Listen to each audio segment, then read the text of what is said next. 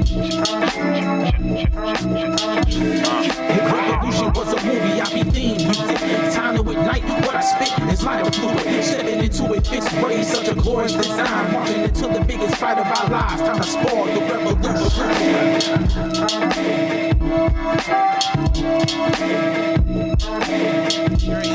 Are the cultural archive for the Black political movement in the state of Florida, where our purpose is to help you reimagine a Florida where Black people are able to live in freedom, equity, and authenticity. I'm your host, Jamal Steele, and we are taking this time to dive into all things Black politics and Black culture. So let's get into it. We are in the midst of the second week, going into the second weekend of early voting for the Florida state primary, which is Election Day is Tuesday, August the 20th, all the things. And so we want to also touch on an important matter as we go into the general election in November. We have some amendments that are gonna be on this November ballot that are important and crucial for us to vote on and be educated on. 3 amendments that I always want for people to know that's gonna be on the ballot this year is Amendment 1, which is an amendment that if it passes, it makes school board elections partisan. So currently right now, school board elections are nonpartisan, which means that these political parties cannot bring their money into play, even though some of them still do, because we have what I like to call the KK Karens roaming around, Moms for Liberty, roaming around in these school board elections, having their fun, if you will. So that's Amendment 1. Amendment 3 is another crucial amendment for all of my 420 heads out there. Amendment 3, if passed, will make marijuana recreational in the state of Florida. 60%, ladies and gentlemen, for all amendments on the ballot. Got to get 60% for it to pass.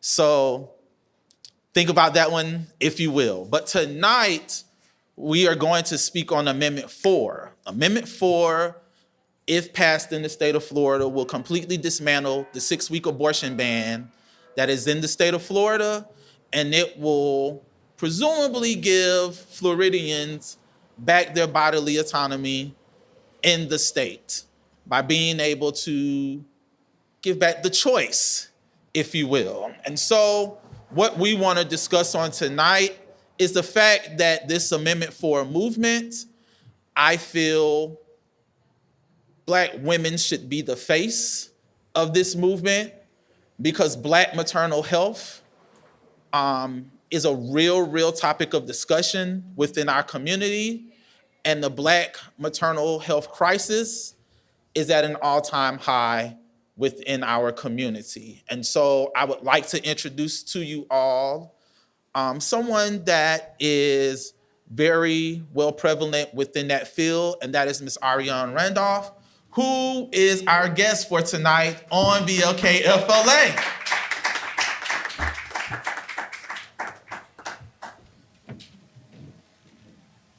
Thank you, I appreciate you. No problem. So according to the CDC, in 2002, the maternal mortality rate for Black women in the United States was 49.5 deaths per 100,000 live births, which is higher than the rate for white women, Hispanic, and Asian women. They state that this is a significant decrease from 2021, where the birth rate, where it was 2.5 times higher, the death rate was 2.5 times higher than the rate for white women. Some of those factors that we would like to discuss on this evening that contributes to Black women's higher maternal mortality rates include lack of access to paid parental leave, the Medicaid coverage gap, implicit bias, and chronic stressors of racism, as well as sexism. So, what we talking about? Black maternal health.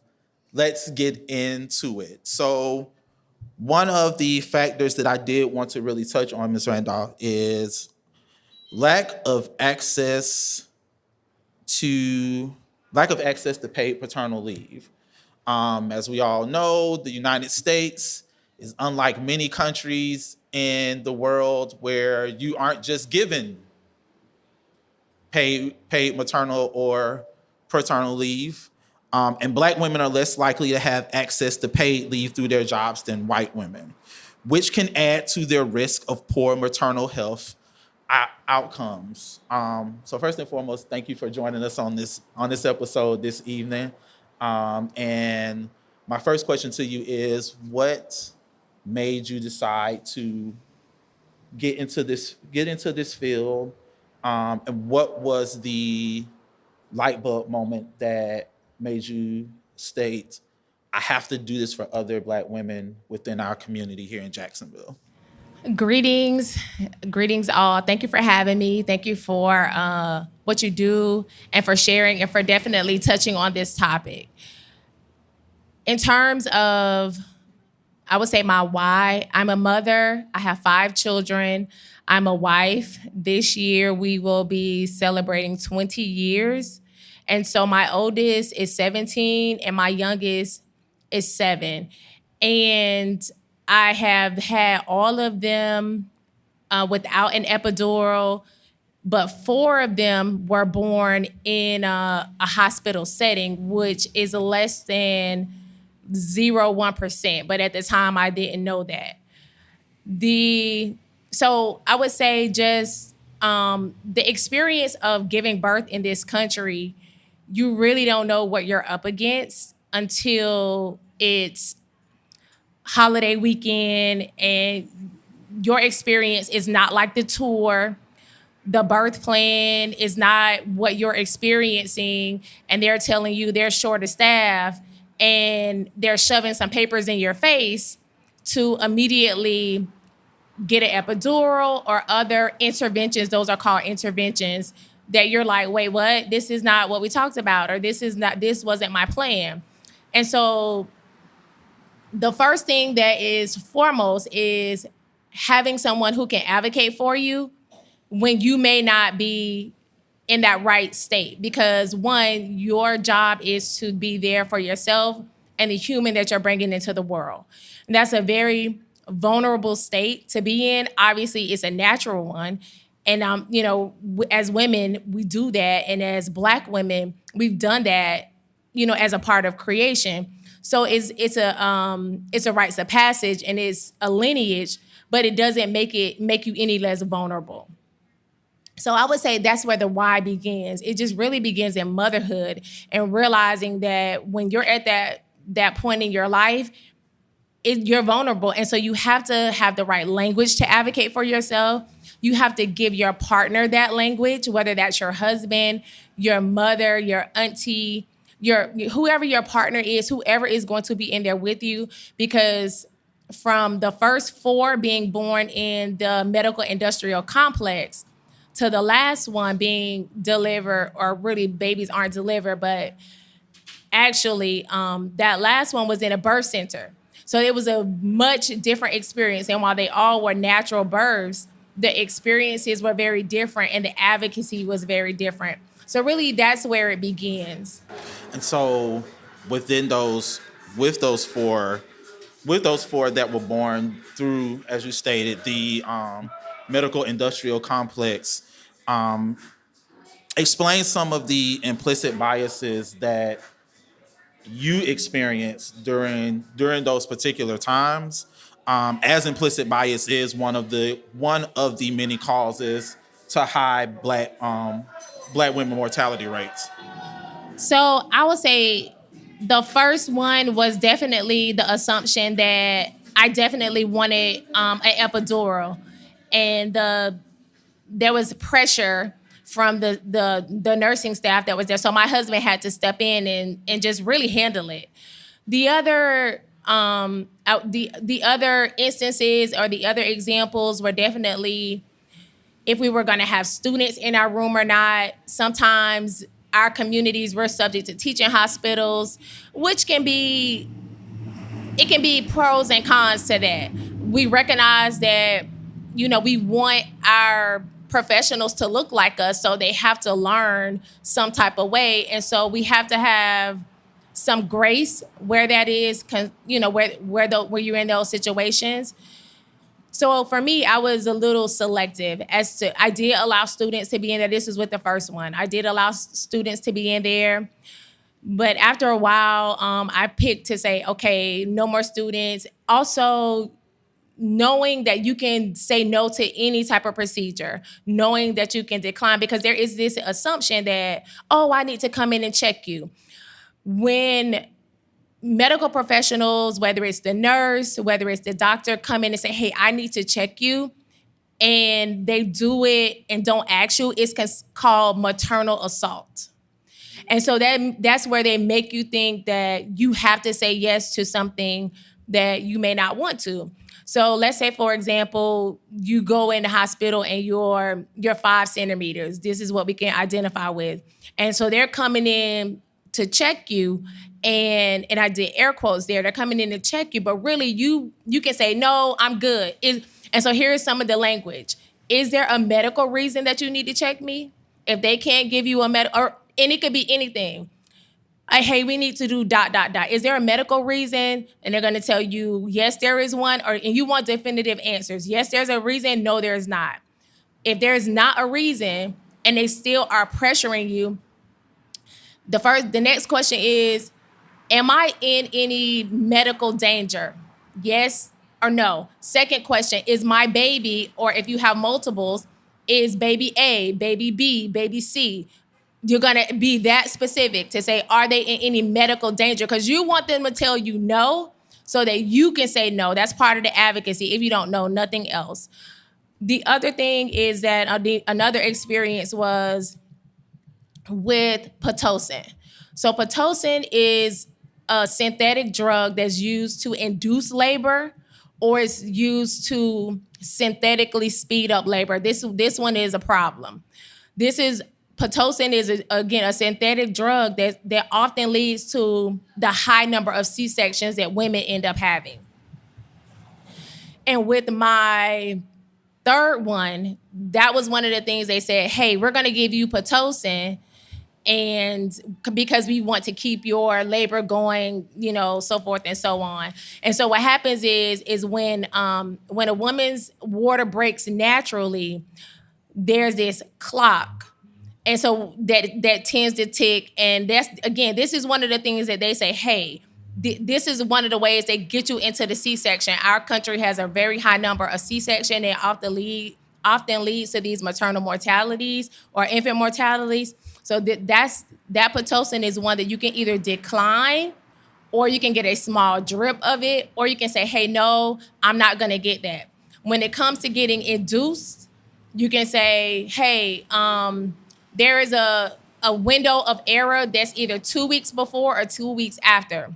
If you're anywhere in that time frame, just say, hey, no, I'm not going to get induced. I'm going to wait for a baby. And then that's when you ask those questions. Is there a medical reason? So forth and so on. So after having your children, entering into the mind frame of deciding to be a doula, what would you tell people are the benefits of having a doula versus just going through childbirth and dealing with all of the things that your OBGYN or the doctors that are in the emergency room with you tell you? In terms of doula, let's talk about that real quick. So doula is not our word, meaning it's not a culturally Black word. It is a commercially accepted word, but doula does mean slave in Greek, so it's not our word. So I just want to put that out there so that if someone is using that word, that you give yourself the agency to choose to use that word or not. If you're not going to use that word, here are some words that you can use. You can use the birth support, labor support, birth sister, birth brother. There are men who do labor support. So let me talk about support. your partner should be your first support person, whether that's your husband, your boyfriend, the father of your baby. If there's two women and that's the other woman, if it's grandma, it doesn't matter. That's who the first person should be as your birth support. So I'm saying that to say I don't channel the word doula, but I recognize that it is a commercially used word. And so if people want to look that up, so again, you can have that choice that you know what you're saying and you know what you're channeling. Here's why it's important. It's important because statistics say that the health outcomes go up just because another person is in the room. And that's really half the battle. They don't have to be educated. They don't have to take a class. You do not need a certification from DONA or any other group.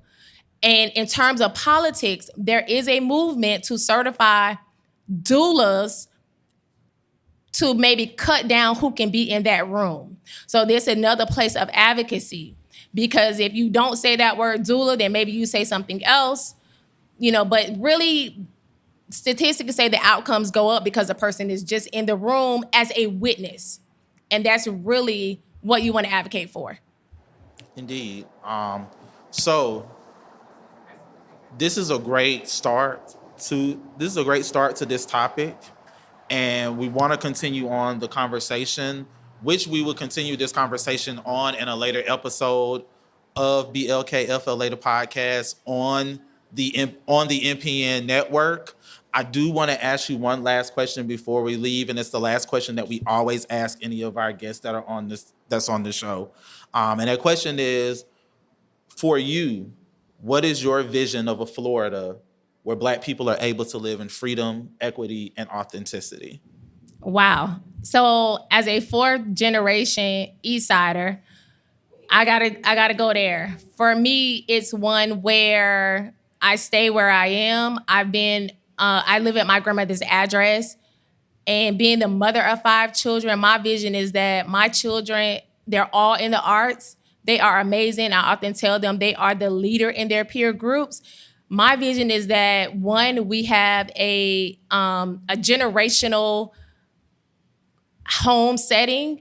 I don't believe in this thing where we are kicking our kids out at 18 and 19 and 20, but there's a generational house for the children, the grandchildren, the great-grand, everybody, and that they can build how they want to build right on the East Side, right in their community, and that their talents stay here, their talents are cultivated here, and then they're paying that forward to the people that they come in contact with. Well, thank you. I appreciate you for taking the time out with us. And later on, and as I stated, later on in the season, we will be doing the full extent of this Black maternal health episode. So this is Jamal Steele showing y'all love and appreciation for joining us on this BLKFLA experience. Stay free, stay blessed, and as always, continue to get acquainted with greatness. Thank y'all so much, and y'all have a great evening.